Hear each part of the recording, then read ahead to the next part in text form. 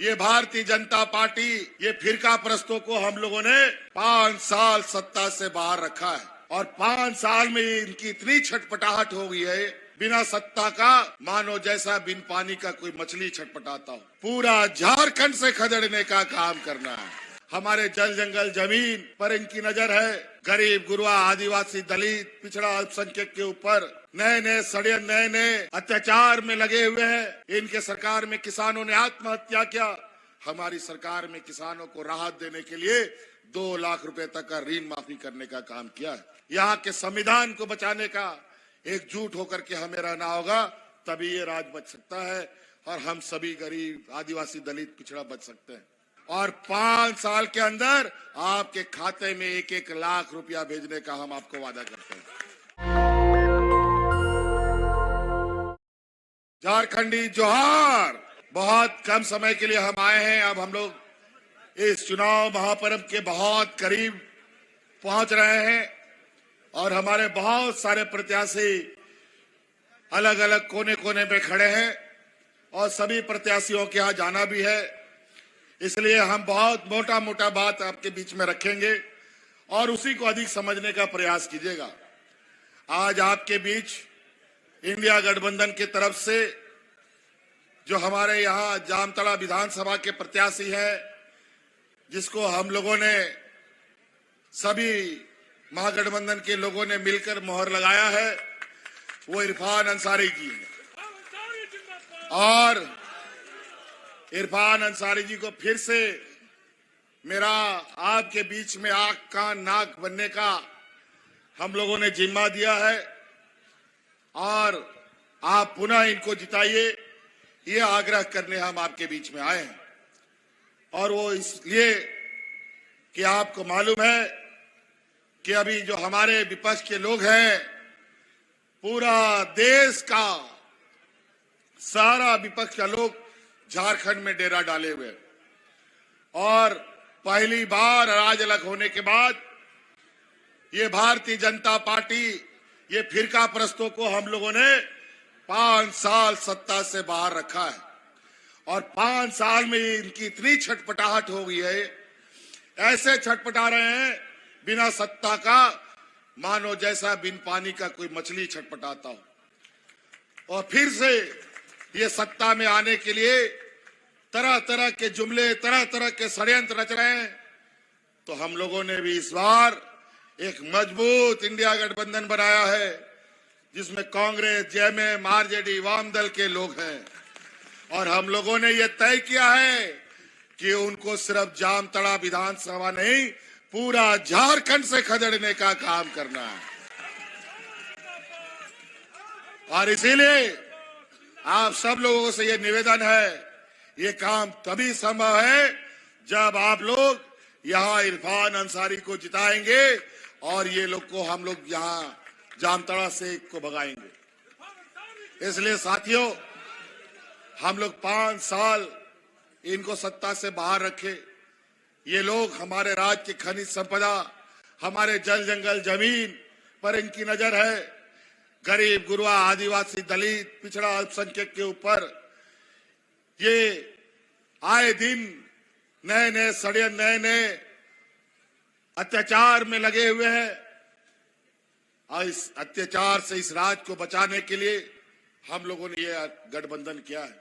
Jail भेजकर इनको लगा सरकार गिरा देंगे, जेल भेजकर इनको लगा हम लोग पार्टी तोड़ देंगे, लेकिन आज उनके सामने ये गठबंधन एक पहाड़ के जैसा खड़ा हो गया है और आज इसको पार करना उसकी बस की बात नहीं है। आज हम लोगों ने इस राज्य में गरीब गुरबा, किसान, आदिवासी दलित पिछड़ों के लिए जो लकीर खींची है, जो काम किया है 5 साल में, ये 20 साल का एक भी काम बता दे, इन लोगों ने इस राज्य में सबसे अधिक राज किया है। एक भी काम आदिवासियों के बारे में किया हो बताए, एक भी काम अल्पसंख्यक के बारे में किया हो बताइए, एक भी काम किसानों के लिए किया हो।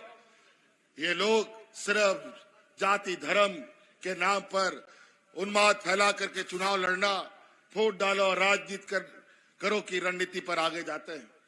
हम लोग जात धर्म से ऊपर हर लोग, हर वर्ग के लिए काम करते हैं। जो भी काम है उसका सभी वर्गों को लाभ मिलता है। आज बताइए, यहाँ पर मुख्यमंत्री मैया योजना सम्मान इस राज्य की महिलाओं के लिए हम लोगों ने लाया। आज हिंदू, मुस्लिम, सिख, ईसाई सभी महिलाओं को इसका लाभ मिलता है। आज इस राज्य के आधी आबादी को 1-1 हजार रुपया उसके खाते में जा रहा है। बताइए, महिला लोग जा रहा है कि नहीं? खाता में पैसा जा रहा है? पैसा चलिए, कोई बात नहीं। इरफान जी को फिर से जिताइए, अगली बार फिर से सरकार बनेगा और 5 साल के अंदर आपके खाते में 1-1 लाख रुपया भेजने का हम आपको वादा करते हैं। और तो और उसका पहला कदम हमने निर्णय ले लिया है।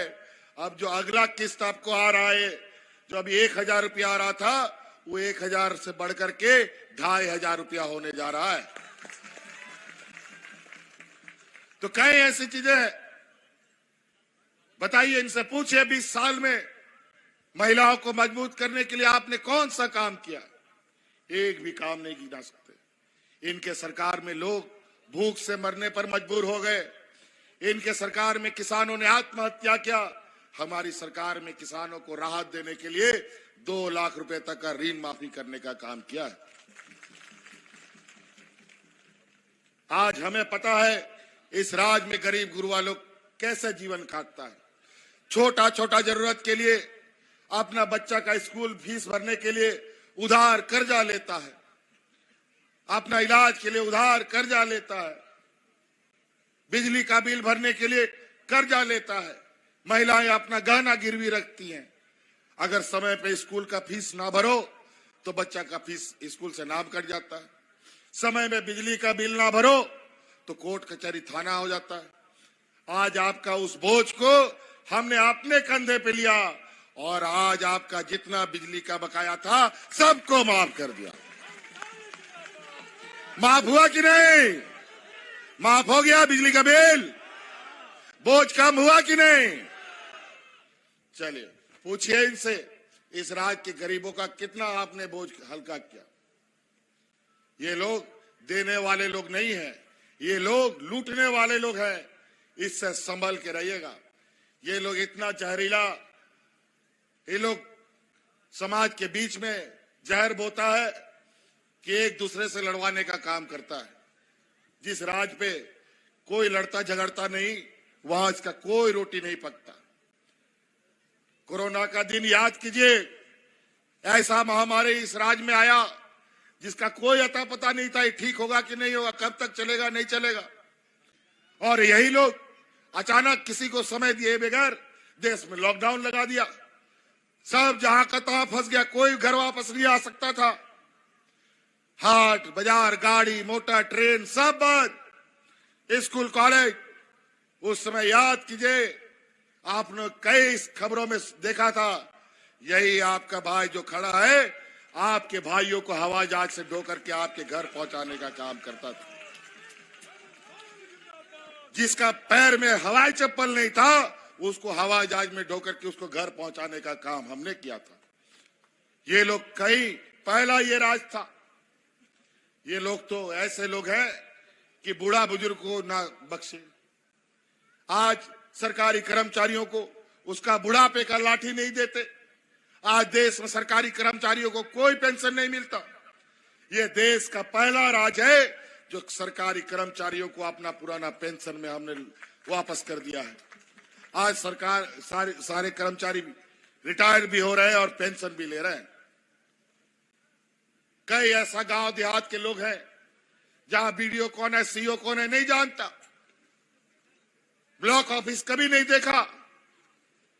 आज सड़क, बिजली, कहीं पुल भी ना हो, सड़क भी ना हो, आज गांव गांव सरकारी पदाधिकारी जाते हैं और आपकी समस्या का समाधान करते हैं।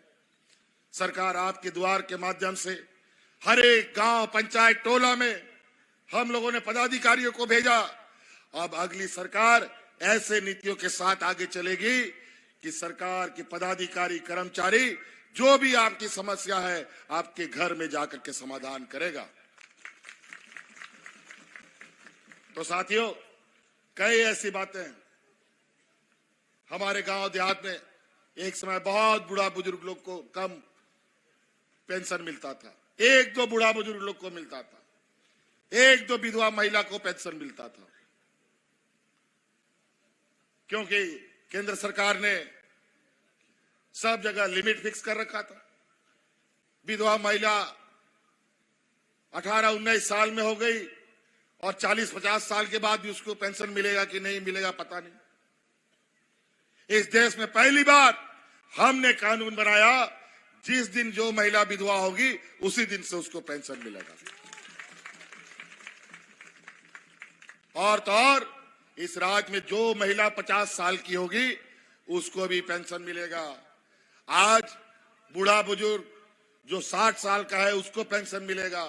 और आज बूढ़ा बुजुर्ग लोग अपना उम्र गिनता है, किस दिन मेरा 60 साल और 50 साल हो जाएगा ताकि मेरा ऑटोमेटिक कार्ड बन जाएगा।